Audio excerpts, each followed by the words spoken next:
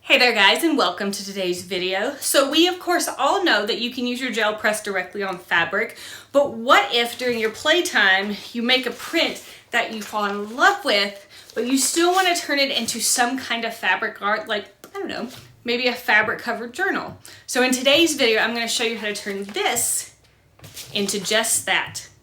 So let's hop on over to the creative desk and let's have some fun, guys.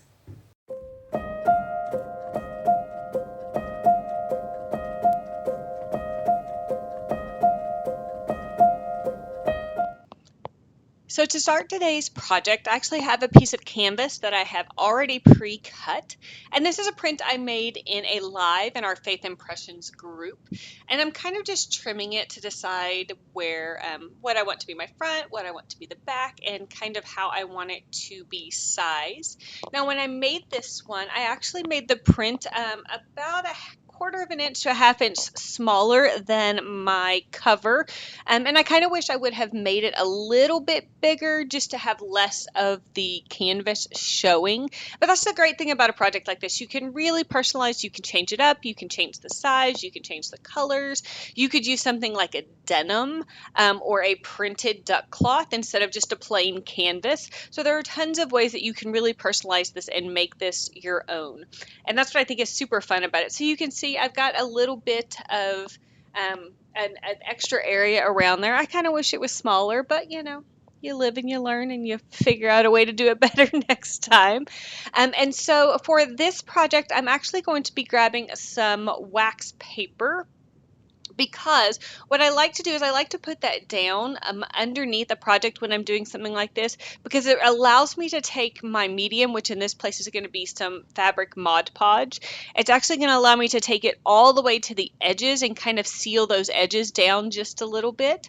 So I've got my fabric down. Like I said, it's just some plain canvas that I got at Hobby Lobby.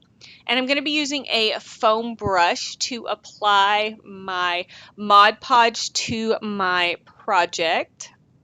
And just getting a nice little gloop. Now, I will say if you've never used the fabric Mod Podge before, I'm kind of just trying it out. You could probably use regular Mod Podge or a matte gel medium or something like that. This one is quite a bit thicker than I expected it to be, so it's a little thicker than regular Mod Podge, and it does have a really high gloss finish, which I kind of don't like. I wish it was more matte. So just kind of keep that in mind. Use whatever you have available. Use whatever makes you happy.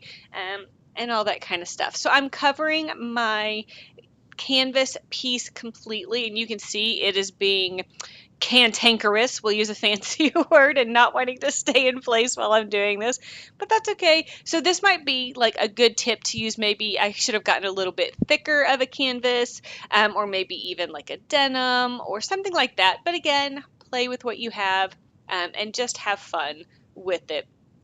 So I've got it on there, and I'm going to apply my print and put, of course, a layer of Mod Podge over that and allow it to dry completely. Now you can see I actually let it dry between two pieces of wax paper, and that was just going to act as a little bit of a suction to decrease any wrinkles that might pop up in my paper.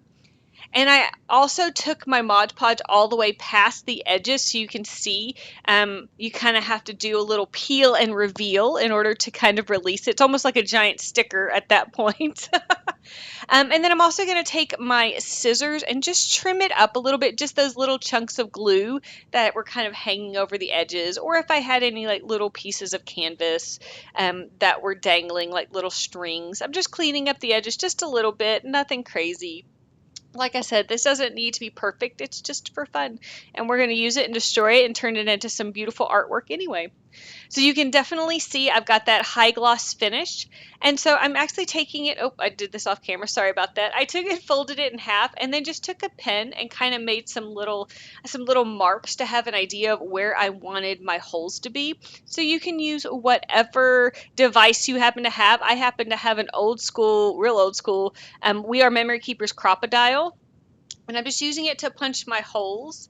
That I'm actually then going to use some eyelets that I found in the sewing department at Hobby Lobby. Those are just going to reinforce the holes that I've made and just give my journal some more strength and some more structure, so that if I take it places with me, the elastic that I'm going to be using to hold my registers in isn't going to be as likely to tear and stuff. So if you're familiar with how to set an eyelet, this is how you do it. I'm just popping it in there and then using my Crop-a-dile, which I haven't used in forever, so I had to remember how to use my Crop-a-dile, and just doing the same thing on the other side. And these are going to be the places where my string, if you want to use string, I'm actually using a nylon elastic, again, that I got in the sewing department at Hobby Lobby. And as you can see, it's just plain black on a spool. I'm kind of roughly measuring how big it needs to be or how long it needs to be. I'm not, probably could be fancy and actually measure it, but I didn't. So I've just threaded it through our eyelets and just giving it kind of a test knot. That way I can kind of adjust it. You'll know you've done it too tight when your journal starts to bow up a little bit. So you can kind of adjust it by pulling it and tugging it, and just finding the happy place, because it's hard to explain. You want it loose enough that you can fit your things in, but tight enough that they're not going to wobble around. So then add a second knot when you're happy, and then trim off those little edges. And now here's a little bonus. I'm going to show you guys how to take your gel press prints and actually turn them into little mini journals. And this is something you can use even if you're not making a journal like this. So you want to, if you are making a journal cover, you want to measure between your eyelets so that you know how tall to make your registers, magazines. They're called different things. So these are some prints I have from Alive, and I've kind of turned some of them, so they're facing different ways. So that way I end up with kind of a mixture of prints and just white paper. And it's not just prints with prints and white paper with white paper. So I've trimmed these down to about 6 1/4, because that's what's going to fit in the register of or in between the eyelets on my journal. And I'm just pressing it in half. And then here's a little fun way to do this. I've actually taken a stapler and I have opened it up, and using the seam, I'm pressing the staple down into the seam of my paper there, and then just using my fingers to press the open staples down. It's a super simple, super fast way to turn really any kind of paper into a kind of a handheld journal. And so it's a great way to turn all those prints that you've had during playtime into little journals. You can put them in a journal cover like this. You could cover them in like a craft paper or a heavy cardstock. You could even take and use your watercolors and put a gel press cover on it. There's just so many different ways you can use that technique to create your own journals. So I decided I wanted to add a few more of these registers, if you will, or magazines, whatever you'd like to call them, into my journal here. And so I added another ream of elastic. And then I happen to have this journal that I had already made, but it was the wrong size. So I'm actually just going to take my paper trimmer, trim it down to the correct size, and add it back into that piece of elastic I had just put in. I'm loving just the crazy color combinations. I just think this is a fun project. It's a great gift idea, and it's a fun way to use up all of those gel press prints that you've gotten from your playtime. So I didn't put this in here, but I decided to go ahead and add one more because, everything's better in threes. And then I also wanted to add in a way to close it. So using that same eyelet technique, I've just added a little eyelet hole and an eyelet there on the side, and just adding some ribbon. There's so many different ways that you can embellish, create your closures. This is just really the simplest way. Is just kind of make a little hole, or you could even just take your ribbon and staple it. That would be super cool too. So I'm using what is that? Oh, a paintbrush to poke it through there. And like I said, I love this technique because you can make gifts.